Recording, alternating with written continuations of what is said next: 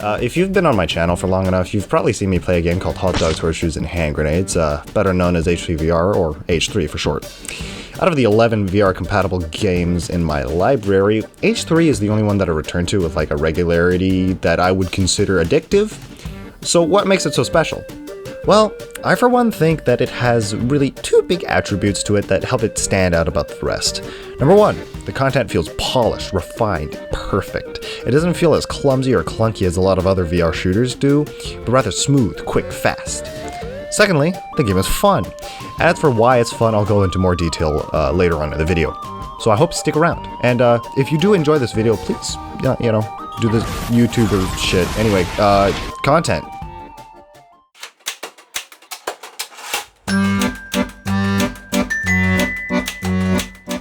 For the uninitiated, H3 is a VR gun simulator with more of a focus on the goofy and silly. Developed by a guy by the name of Anton, every single model, interaction, and sound is conveyed to the player in an undeniably satisfying and amazing way that you kind of truly have to experience in order to understand.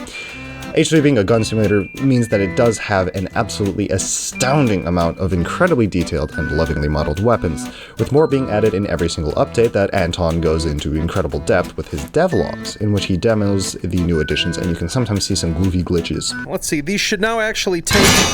There we go. They should now take collision damage, so you can... What is going on? If you'd like to see what they look like, I'll leave a link to his channel in the description. Do check it out. H3 also has no real story or campaign. Being a sandbox game, the closest that it has is the ever-popular game of Take and Hold, in which you take on waves of enemies and collect supplies in order to defeat multiple holds in a competitive leaderboard. In terms of TNH, there are 3 major maps, each unique in their design and playstyle, from the CQC of classic hallways to the long-distance sniper shots of the frozen Dakota, to the latest and greatest mix of the two in Institution.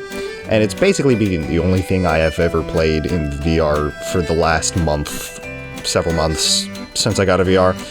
I don't do leaderboard runs, but rather I find the most amount of fun from loading 300 mods and jumping into Ricky-Dicky Random and just watching whatever BS the random number generator happens to throw my way.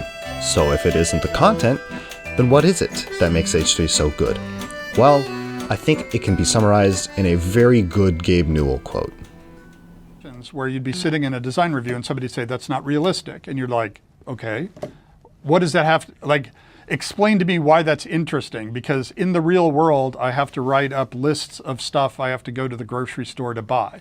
And I have never thought to myself that realism is fun. I go play games to have fun. And so we had to come up with some notion of what fun was. And it was the degrees to which the game recognizes and responded to the player's choices and actions. The point I would make is, if I go up to a wall and shoot it, to me it feels like the wall is ignoring me. I'm getting a narcissistic injury when the world is ignoring me. So does this, like, to me, I was trying to convey to the user a sense of, yes, you were making choices, yes, you were progressing, which meant the game had to acknowledge that back to you. If you shoot at a wall, there have to be decals. If you kill a bunch of Marines, the Marines have to run away from you, right? You have to have this sense of the game acknowledging and responding to the choices and actions and progressions that you've made. Otherwise, it loses any sort of impact. In H3, every single weapon, magazine, bullet, and control is responsive, quick, immediate. It turns a game that is normally kind of, okay, to a game that is unparalleled in quality. When you shoot the wall, the bullets ricochet and leave marks. When a suppressed weapon is fired, the muzzle flash isn't present, but the smoke still is. But what is truly at the forefront of the responses in this game can be found in these sounds.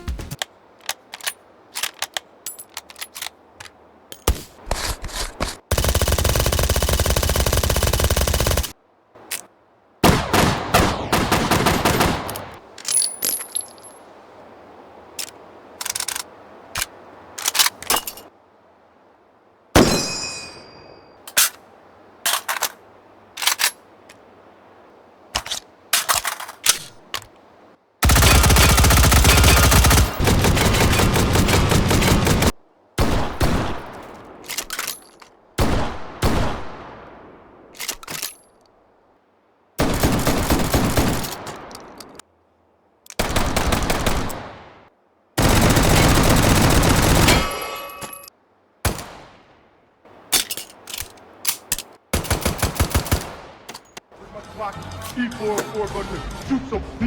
way down south in the land of traders, rattlesnakes and alligators. Right away, come away, right away, come away.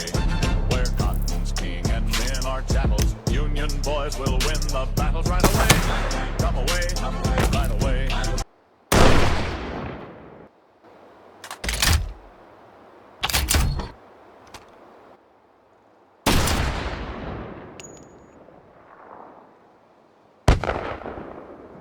That isn't to say that the game is perfect. On the contrary, I think that the lack of content besides Taken Hold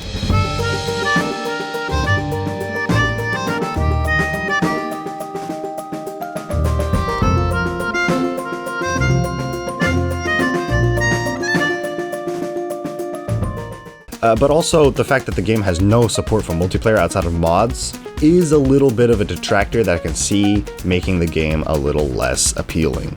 But I'll be honest, you don't really need multiplayer to enjoy this game. I mean, I've clocked in 150 hours at this point just playing Taken Hold itself, so I mean, that's really worth something, isn't it? I mentioned before that my favorite thing to do in H3 was to boot some mods and run random weapons. But the more weapons is only the tip of the iceberg of H3 modding. And oh boy, what a big iceberg it is. There's more attachments, maps, game modes, custom music and characters for Taken Hold, even entire ports of more familiar games like COD Zombies or Gun Game. H3 modding is through R2 Modman like Risk Brain 2, so if you'd like to see some of the mod packs that I run regularly, I've left codes in the description that you can use and import those profiles. Though be warned, there's a lot of mods. There probably isn't much more that I can say about this game that's already probably been said a million other times by channels bigger and better than me, so I'll leave you with this final thought. If you're looking for a gun simulator with really no limits to the realism, this is your best bet for the time being. If you own a VR headset and have a few bucks on hand, I cannot recommend this game enough. Be advised though, my opinion is definitely biased because of access to a very powerful computer that is able to easily shoulder the physics-intensive world of H3, but for what it's worth, my previous rig running a GTX 1060 and whatever ancient Intel CPU it has is able to run the game with only a few hiccups. To all the fellow goblins out there running on script-together second-hand components, don't feel bad about throwing the graphics down to minimum and seeing what there is to see. Do tell me what you think about the game in the comments below, and tell me how I did on this video so I can make improvements, you know, future videos. And welcome to the end of the video. If you've made it here, you've, I don't know, you've beaten a lot of other people. A lot of people don't make it to the end of this video. Like, comment, subscribe, all that YouTuber BS. Hi, I'm Kix. How you doing? Did I ever tell you what the definition of insanity